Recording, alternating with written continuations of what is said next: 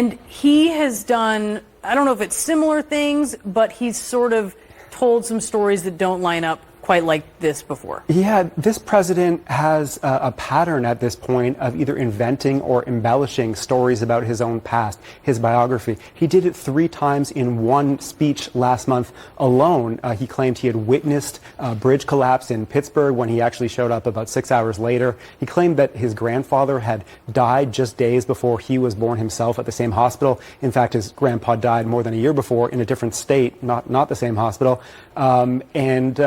And he also repeated a favorite false story that I and others have debunked over and over again about a supposed conversation with an Amtrak train conductor he was friends with, who was actually deceased at the time the conversation would have had to take place. And that's not all. There are some more serious ones in my view. Previously in his presidency, he claimed at one point he'd been arrested during a civil rights protest when, in other versions of the story, he just said an officer had taken him home from a protest. He said he had visited the Pittsburgh synagogue where worshippers were killed in a 2018 mass shooting. In fact, he had actually spoken to the rabbi, but never went. And he's made a whole bunch of others too.